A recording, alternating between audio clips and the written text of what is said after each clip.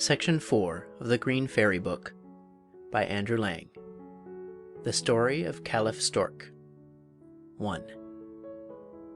Caliph Qasid of Baghdad was resting comfortably on his divan one fine afternoon. He was smoking a long pipe, and from time to time he sipped a little coffee which a slave handed to him, and after each sip he stroked his long beard with an air of enjoyment. In short, anyone could see that the Caliph was in an excellent humor. This was, in fact, the best time of day in which to approach him, for just now he was pretty sure to be both affable and in good spirits, and for this reason the Grand Vizier Mansor always chose this hour in which to pay his daily visit. He arrived as usual this afternoon, but, contrary to his usual custom, with an anxious face. The Caliph withdrew his pipe for a moment from his lips and asked, "Why do you look so anxious, Grand Vizier?" The Grand Vizier crossed his arms on his breast and bent low before his master as he answered, "Oh, my lord, whether my countenance be anxious or not, I know not, but down below in the court of the palace is a peddler with such beautiful things that I cannot help feeling annoyed at having so little money to spare." The Caliph, who had wished for some time past to give his Grand Vizier a present, ordered his black slave to bring the peddler before him at once. The slave soon returned, followed by the peddler, a short, stout man with a swarthy face, and dressed in very ragged clothes. He carried a box containing all manners of wares, strings of pearls, rings, richly mounted pistols, goblets, and combs. The Caliph and his Vizier inspected everything, and the Caliph chose some handsome pistols for himself and Mansor, and a jeweled comb for the Vizier's wife. Just as the peddler was about to close his box, the Caliph noticed a small drawer, and asked if there was anything else in it for sale. The peddler opened the drawer and showed them a box containing a black powder, and a scroll written in strange characters, which neither the Caliph nor the Mansor could read. "I got these two articles from a merchant who had picked them up in the street at Mecca," said the peddler. "I do not know what they may contain, but as they are of no use to me, you are welcome to have them for a trifle." The Caliph, who liked to have old manuscripts in his library even though he could not read them, purchased the scroll and the box and dismissed the peddler. Then, being anxious to know what might be the contents of the scroll, he asked the Vizier if he did not know of anyone who might be able to decipher it. "Most gracious lord and master," replied the Vizier, "near the great mosque lives an old man called Selim the Learned, who knows every language under the sun. Send for him. It may be that he will be able to interpret these mysterious characters." The learned Selim was summoned immediately. "Selim," said the Caliph, "I hear you are a scholar. Look well at this scroll and see whether you can read it. If you can, I will give you a robe of honor, but if you fail, I will order you to receive 12 strokes on your cheeks and 25 on the soles of your feet, because you have been falsely called Selim the Learned." Selim prostrated himself and said, "Be it according to your will, O master." Then he gazed long at the scroll. Suddenly he exclaimed, "May I die, O my lord, if this isn't Latin." "Well," said the Caliph, "if it is Latin, let us hear what it means." So Selim began to translate, "Thou who mayest find this, praise Allah for his mercy. Whoever shall snuff the powder in this box, and at the same time shall pronounce the word Mutabor, shall transform himself into any creature he likes, and will understand the language of all animals. When he wishes to resume the human form, he has only to bow 3 times toward the east, and to repeat the same word. Be careful, however, when wearing the shape of some beast or bird, not to laugh, or thou wilt certainly forget the magic word and remain an animal forever." When Selim the Learned had read this, the Caliph was delighted. He made the wise man swear not to tell the matter to anyone, gave him a splendid robe, and dismissed him. Then he said to his Vizier, "That's what I call a good bargain, Mansor. I am longing for the moment when I can become some animal. Tomorrow morning I shall expect you early. We will go into the country, take some snuff from my box, and then hear what is being said in air, earth, and water." 2. Next morning Caliph Qasid had barely finished dressing and breakfasting when the Grand Vizier arrived according to orders to accompany him in his expedition. The Caliph stuck the snuff-box in his girdle, and, having desired his servants to remain at home, started off with the Grand Vizier only in attendance. First they walked through the palace gardens, but they looked in vain for some creature which could tempt them to try their magic power. At length the Vizier suggested going further on to to a pond which lay beyond the town, and where he had often seen a variety of creatures, especially storks, whose grave, dignified appearance and constant chatter had often attracted his attention. The Caliph consented, and they went straight to the pond. As soon as they arrived they remarked a stork strutting up and down with a stately air, hunting for frogs, and now and then muttering something to itself. At the same time they saw another stork far above in the sky flying towards the same spot. "I would wager my beard, most gracious master," said the Grand Vizier, "that these two long-legs will have a good chat together. How would it be if we turned ourselves into storks?" "Well said," replied the Caliph, "but first let us remember carefully how we are to become men once more. True, bow 3 times towards the east and say Mutabor, and I shall be Caliph and you my Grand Vizier again. But for heaven's sake don't laugh, or we are lost." As the Caliph spoke he saw the second stork circling round his head and gradually flying towards the earth. Quickly he drew the box from his girdle, took a good pinch of the snuff, and offered one to Mansor, who also took one, and both cried together, "Mutabor!" Instantly their legs shriveled up and grew thin and red, their smart yellow slippers turned to clumsy stork's feet, their arms to wings, their necks began to sprout from between their shoulders and grew a yard long, their beards disappeared, and their bodies were covered with feathers. "You've got a fine long bill, Sir Vizier," cried the Caliph, after standing for some time lost in astonishment.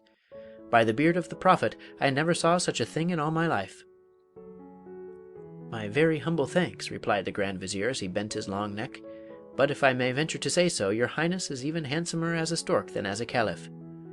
But come, if it so pleases you, let us go near our comrades there, and find out whether we really do understand the language of storks." Meantime the second stork had reached the ground. It first scraped its bill with its claw, stroked down its feathers, and then advanced towards the first stork. The two newly made storks lost no time in drawing near, and to their amazement overheard the following conversation. "Good morning, Dame Longlegs. You are out early this morning?" "Yes, indeed, dear Chatterbill. I am getting myself a morsel of breakfast. May I offer you a joint of lizard or frog's thigh?" "1,000 thanks, but I really have no appetite this morning. I am here for a very different purpose. I am to dance today before my father's guests, and I have come to the meadow for a little quiet practice." Thereupon the young stork began to move about with the most wonderful steps. The Caliph and Mansor looked on in surprise for some time, but when at last she balanced herself in a picturesque attitude on one leg, and flapped her wings gracefully up and down, they could hold out no longer. A prolonged peal burst forth from each of their bills, and it was some time before they could recover their composure. The Caliph was the first to collect himself. "That was the best joke," said he, "I've ever seen. It's a pity the stupid creatures were scared away by our laughter, or no doubt they would have sung next." Suddenly, however, the Vizier remembered how strictly they had been warned not to laugh during their transformation. He at once communicated his fears to the Caliph, who exclaimed, "By Mecca and Medina, it would indeed prove but a poor joke if I had to remain a stork for the remainder of my days. Do just try and remember this stupid word. It has slipped my memory. We must bow 3 times eastward and say moo, moo, moo." They turned to the east and fell to bowing till their bills touched the ground, but, oh horror, the magic word was quite forgotten, and however often the Caliph bowed, and however touchingly his Vizier cried moo, moo, they could not recall it, and the unhappy Chasid and Mansor remained storks as they were. 3. The two enchanted birds wandered sadly on through the meadows. In their misery they could not think what to do next. They could not rid themselves of their new forms. There was no use in returning to the town and saying who they were, for who would believe a stork who announced that he was a Caliph? And even if they did believe him, would the people of Baghdad consent to let a stork rule over them? So they lounged about for several days, supporting themselves on fruits, which, however, they found some difficulty in eating with their long bills. They did not much care to eat frogs or lizards. Their one comfort in their sad plight was the power of flying, and accordingly they often flew over the roofs of Baghdad to see what was going on there. During the first few days they noticed signs of much disturbance and distress in the streets, but about the 4th day, as they sat on the roof of the palace, they perceived a splendid procession passing below them along the street. Drums and trumpets sounded. A man in a scarlet mantle, embroidered in gold, sat on a splendidly caparisoned horse, surrounded by richly dressed slaves. Half Baghdad crowded after him, and they all shouted, "Hail Mirza, the Lord of Baghdad!" The two storks on the palace roof looked at each other, and Caliph Chasid said, "Can you guess now, Grand Vizier, why I have been enchanted? This Mirza is the son of my deadly enemy, the mighty magician Kashnur, who in an evil moment vowed vengeance on me. Still, I will not despair. Come with me, my faithful friend. We will go to the grave of the Prophet, and perhaps at that sacred spot the spell may be loosed." They rose from the palace roof and spread their wings toward Medina. But flying was not quite an easy matter, for the two storks had had but little practice as yet. "Oh, my lord," gasped the Vizier, after a couple of hours, "I can get on no longer. You really fly too quick for me. Besides, it is nearly evening, and we should do well to find some place in which to spend the night." Chasid listened with favor to his servant's suggestion, and perceiving in the valley beneath them a ruin which seemed to promise shelter, they flew towards it. The building in which they proposed to pass the night had apparently been formerly a castle. Some handsome pillars still stood amongst the heaps of ruins, and several rooms, which yet remained in fair preservation, gave evidence of former splendor. Chasid and his companion wandered along the passages seeking a dry spot, when suddenly Mansor stood still. "My lord and master," he whispered, "if it were not absurd for a Grand Vizier, and still more for a stork, to be afraid of ghosts, I should feel quite nervous, for someone or something close by me has sighed and moaned quite audibly." The Caliph stood still, and distinctly heard a low weeping sound which seemed to proceed from a human being rather than from any animal. Full of curiosity, he was about to rush towards the spot from whence the sounds of woe came, when the Vizier caught him by the wing with his bill, and implored him not to expose himself to fresh and unknown dangers. The Caliph, however, under whose stork's breast a brave heart beat, tore himself away with the loss of a few feathers, and hurried down a dark passage. He saw a door which stood ajar, and through which he distinctly heard sighs mingled with sobs. He pushed open the door with his bill, but remained on the threshold, astonished at the sight which met his eyes. On the floor of the ruined chamber, which was but scantily lighted by a small barred window, sat a large screech owl. Big tears rolled from its large round eyes, and in a hoarse voice it uttered its complaints through its crooked beak. As soon as it saw the Caliph and his Vizier, who had crept up meanwhile, it gave vent to a joyful cry. It gently wiped the tears from its eyes with its spotted brown wings, and to the great amazement of the two visitors, addressed them in good human Arabic. "Welcome, ye storks! You are a good sign of my deliverance, for it was foretold me that a piece of good fortune should befall me through a stork."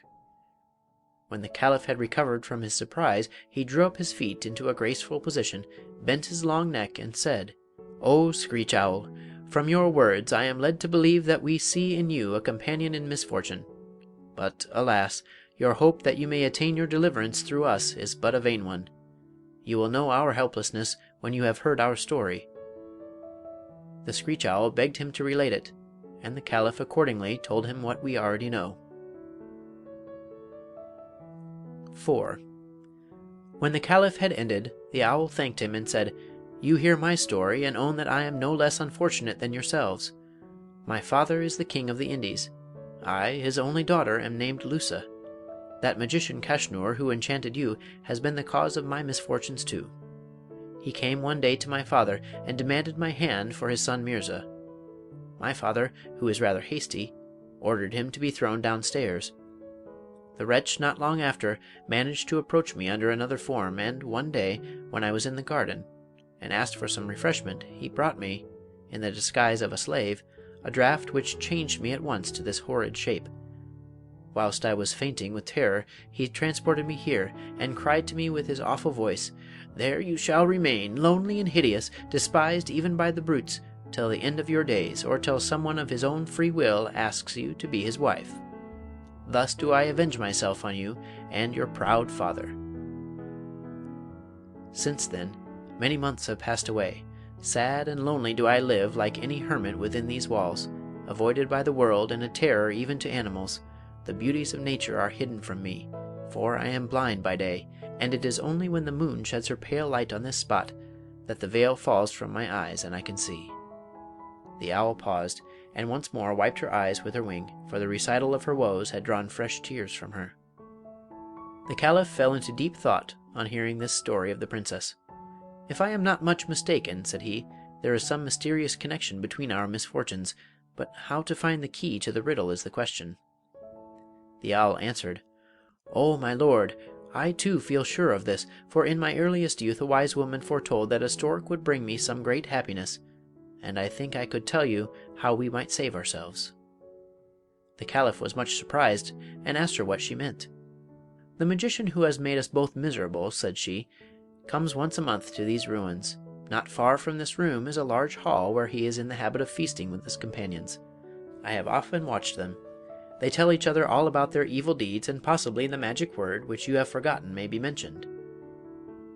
"Oh, dearest princess," exclaimed the Caliph, "say, when does he come, and where is the hall?" The owl paused a moment, and then said, "Do not think me unkind, but I can only grant your request on one condition."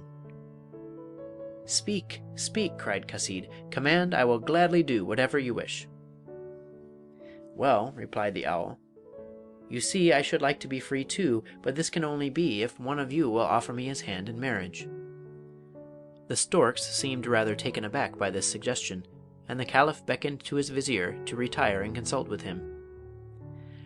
When they were outside the door the Caliph said, "Grand Vizier, this is a tiresome business. However, you can take her." "Indeed," said the Vizier, "so that when I go home my wife may scratch my eyes out. Besides, I am an old man, and your highness is still young and unmarried, and a far more suitable match for a young and lovely princess." "That's just where it is," sighed the Caliph, whose wings drooped in a dejected manner. "How do you know she is young and lovely? I call it buying a pig in a poke." They argued on for some time, but at length, when the Caliph saw plainly that his vizier would rather remain a stork to the end of his days than marry the owl, he determined to fulfill the condition himself. The owl was delighted. She owned that they could not have arrived at a better time, as, most probably, the magicians would meet that very night. She then proceeded to lead the two storks to the chamber. They passed through a long dark passage till at length a bright ray of light shone before them through the chinks of a half-ruined wall. When they reached it the owl advised them to keep very quiet. Through the gap near which they stood they could with ease survey the whole of the large hall. It was adorned with splendid carved pillars. A number of colored lamps replaced the light of day. In the middle of the hall stood a round table covered with a variety of dishes, and about the table was a divan on which 8 men were seated. In one of these bad men the two recognized the peddler who had sold the magic powder. The man next to him begged him to relate all his latest doings, and amongst them he told the story of the Caliph and his vizier. "And what kind of word did you give them?" asked another old sorcerer. "A very difficult Latin word. It is mutabor." 5. As soon as the storks heard this they were nearly beside themselves with joy. They ran at such a pace to the door of the ruined castle that the owl could scarcely keep up with them. When they reached it, the Caliph turned to the owl and said with much feeling, "Deliverer of my friend and myself, as a proof of my eternal gratitude, accept me as your husband." Then he turned towards the east. 3 times the storks bowed their long necks to the sun, which was just rising over the mountains. "Mutabor!" they both cried, and in an instant they were once more transformed. In the rapture of their newly given lives, master and servant fell laughing and weeping into each other's arms. Who shall describe their surprise when they at last turned round and beheld standing before them a beautiful lady exquisitely dressed. With a smile she held out her hand to the Caliph and asked, "Do you not recognize your screech owl?" It was she. The Caliph was so enchanted by her grace and beauty that he declared being turned into a stork had been the best piece of luck which had ever befallen him. The 3 set out at once for Baghdad. Fortunately, the Caliph found not only the box with the magic powder, but also his purse and his girdle. He was, therefore, able to buy in the nearest village all they required for their journey, and so at last they reached the gates of Baghdad. Here the Caliph's arrival created the greatest sensation. He had been quite given up for dead, and the people were greatly rejoiced to see their beloved ruler again. Their rage with the usurper Mirza, however, was great in proportion. They marched in force to the palace and took the old magician and his son prisoners. The Caliph sent the magician to the room where the princess had lived as an owl, and there had him hanged. As the son, however, knew nothing of his father's acts, the Caliph gave him his choice between death and a pinch of the magic snuff. When he chose the latter, the Grand Vizier handed him the box. One good pinch, and the magic word transformed him to a stork. The Caliph ordered him to be confined in an iron cage and placed in the palace gardens. Caliph Chasid lived long and happily with his wife the princess. His merriest time was when the Grand Vizier visited him in the afternoons, and when the Caliph was in particularly high spirits he would condescend to mimic the Vizier's appearance when he was a stork. He would strut gravely and with well-stiffened legs up and down the room, chattering, and showing how he had vainly bowed to the east and cried, "Moo! Moo!" The Caliphess and her children were always much entertained by this performance, but when the Caliph went on nodding and bowing, and calling "Moo! Moo!" too long, the Vizier would threaten laughingly to tell the Caliphess the subject of the discussion carried on one night outside the door of Princess Screech Owl. End of the story of Caliph Stork. Recording by Matthew Reese, Davenport, Iowa.